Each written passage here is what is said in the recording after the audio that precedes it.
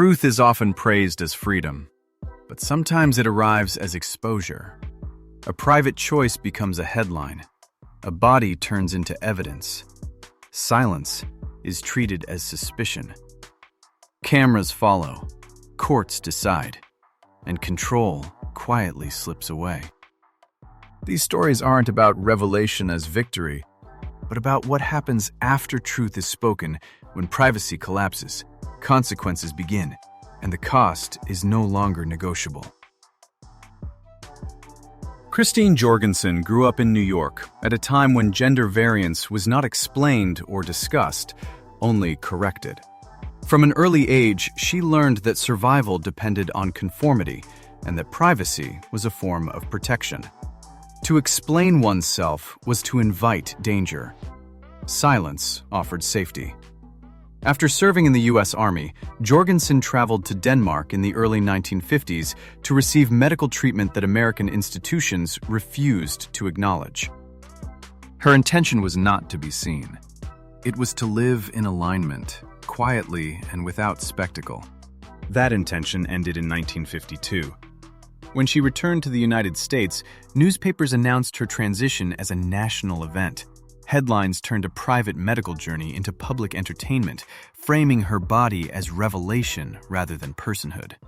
Jorgensen had no control over the language, timing, or tone of her exposure. Her identity became public property before she could define it herself. The consequences were lasting. Job opportunities narrowed. Personal relationships were scrutinized. Her body became a reference point for cultural anxiety, debated by strangers who felt entitled to explanation. Privacy was gone, and retreat was no longer possible. Jorgensen responded with composure, not confrontation. She chose selective visibility, speaking and performing on her own terms when possible, not to satisfy curiosity, but to reclaim some measure of authorship. She lived for decades under attention she never sought. Christine Jorgensen died in 1989. Her legacy is not celebrity, but precedent. She revealed how truth can arrive without permission and how dignity can survive even when silence is taken away. Hunter Schafer grew up in North Carolina, far from fashion capitals and far from safety. Gender expectations were narrow, quietly enforced, and deviation carried consequence. From an early age, she learned to manage visibility, deciding which truths could surface and which needed protection. Art became a refuge. Drawing and design offered a private language when speech felt risky. Expression existed, but exposure did not. That balance collapsed in 2016. When North Carolina passed House Bill 2, restricting bathroom access for transgender people, Schafer became a named plaintiff in the legal challenge. Her identity entered court records and headlines before she had any public career. Visibility arrived through litigation, not choice. While still learning who she was, her body and existence were debated by strangers, reduced to policy and proof. When acting opportunities followed, scrutiny did not fade. It shifted. Success brought interviews that prioritized identity over craft, biography over performance. Applause coexisted with expectation. Curiosity replaced listening. The demand was subtle but constant. Explain yourself. Be legible. Be useful. Schafer responded by narrowing access. She chose authorship over confession co-writing episodes, developing original work, and declining to narrate her life as instruction. Silence became selective, not imposed. Control returned through intention. Today, Hunter Schafer occupies a careful space between influence and restraint. She remains visible without being available. Her legacy is not activism on demand, but disciplined presence, proof that agency can exist even after exposure, when visibility is shaped rather than surrendered. April Ashley was born in Liverpool in 1935, in a Britain where gender identity existed only as secrecy or scandal. From childhood, she understood who she was, but also understood the risk of being known. Survival depended on silence.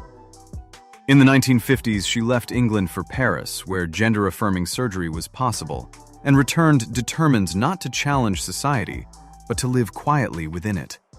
Privacy was not a political stance. It was a necessity. That fragile privacy collapsed in 1961. A British tabloid exposed Ashley's transgender history without consent, turning a personal past into public property. Overnight, her successful modeling career unraveled. Invitations stopped. Opportunities vanished. Visibility did not arrive as recognition, but as punishment. Her name became shorthand for controversy rather than talent. The consequences deepened through law. In 1963, Ashley married Arthur Cameron Corbett. When the marriage failed, Corbett sought an annulment. In 1970, the ruling in Corbett versus Corbett declared Ashley legally male, voiding the marriage and reducing womanhood to chromosomes. The decision reshaped British legal precedent, extending far beyond her own life and embedding restriction into the law itself. Ashley endured the ruling, but never accepted erasure. She continued writing, speaking selectively, and living under imposed limits, aware that every appearance carried risk. She did not frame herself as a symbol. She insisted on existence. April Ashley died in 2021 at the age of 86. Her legacy is not victory, but endurance. A life that asks whether courts should define identity or simply acknowledge it. Caitlyn Jenner spent most of her public life performing certainty. Born in 1949, she became an Olympic champion in 1976, celebrated for discipline, control, and physical mastery. Her identity in the public imagination was built on strength and authority. Fame later expanded through television and family branding, reinforcing an image that left little room for ambiguity. Privately, alignment remained unresolved, managed through endurance rather than disclosure. Silence became a condition of stability. That arrangement collapsed in 2015. After decades of speculation, Jenner spoke publicly in an interview with Diane Sawyer, ending rumors while surrendering control of the narrative. Weeks later, a Vanity Fair cover introduced her to the world with theatrical precision. Applause followed immediately. So did scrutiny. Her body became documentation. Her past was re-examined nightly. Authenticity was demanded on terms she did not design. The moment was further complicated by tragedy. Earlier that year, Jenner was involved in a multi-vehicle collision that resulted in the death of Kim Howe. Legal proceedings and public judgment unfolded alongside her transition, fusing identity with controversy in ways no announcement could separate. Visibility arrived layered, unavoidable, and permanent. Jenner did not retreat. She continued to appear, speak, and be debated as public goodwill fractured. Political positions alienated parts of the transgender community. Reinvention did not bring consensus. It exposed division. Today, Caitlyn Jenner's legacy rests uneasily between courage and consequence. Her story reveals a difficult truth. Once identity becomes public, it is no longer owned. It is negotiated, contested, and watched long after it is spoken. Andreja Pejić was born in Tuzla, Bosnia in 1991, and her early life was shaped by displacement. War forced her family to seek refuge in Australia, where survival meant adaptation. From a young age, she learned to observe carefully, read rooms, and protect inner truth through restraint rather than confrontation. Identity was understood privately, stored for a moment when safety might allow clarity. Discovery came in adolescence. Pejić entered the fashion world through an image the industry found compelling but unresolved. Her androgynous appearance moved fluidly between menswear and womenswear, challenging convention while preserving ambiguity. Designers celebrated the aesthetic. The person behind it remained constrained. Success depended on suspension rather than definition. Visibility was conditional, so long as questions remained unanswered. That balance could not last. In 2014, Pejić publicly came out as a transgender woman and underwent gender-affirming surgery. She framed the decision not as reinvention, but completion.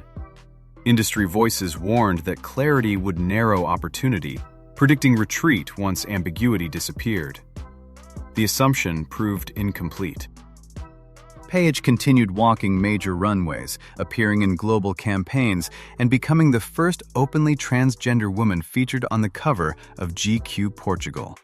Scrutiny did not disappear. Interviews repeatedly returned to anatomy in transition, threatening to reduce craft to spectacle. Pejić responded with restraint. She declined to perform pain or narrate her body as explanation. Discipline, professionalism, and continuity remained central. Today, Andreja Pejić represents a quiet recalibration. Her career shows that permanence, not provocation, reshapes systems. Visibility did not define her work. Consistency did. Patricio Manuel grew up in California, with boxing as both discipline and refuge. The sport rewarded control, repetition, and endurance, offering structure without demanding explanation. Long before there was public language for his identity, the gym provided clarity. Progress was measured in training rounds, not personal disclosures. Boxing allowed him to exist without being named. That balance fractured during his transition. Boxing is governed by categories that assume fixed bodies and stable definitions.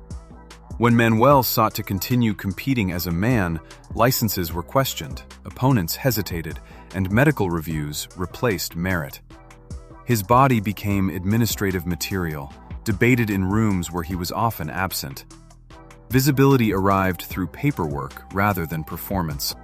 The rupture came in December 2018. Manuel stepped into the ring at Fantasy Springs Casino in Indio, California for his professional debut against Hugo Aguilar. By boxing standards, the fight was unremarkable. Its meaning was not. Manuel won by unanimous decision, becoming the first openly transgender man to win a professional boxing match. Applause followed immediately, alongside renewed arguments about fairness and legitimacy. Victory did not resolve access. Finding opponents became difficult.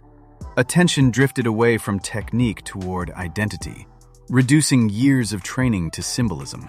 Manuel responded with persistence, not provocation. He continued training, speaking selectively, and insisting that participation was not activism, but entitlement. Today, Patricio Manuel represents progress that unfolds slowly. His story shows that inclusion often arrives through endurance, long after headlines fade and the ring grows quiet again.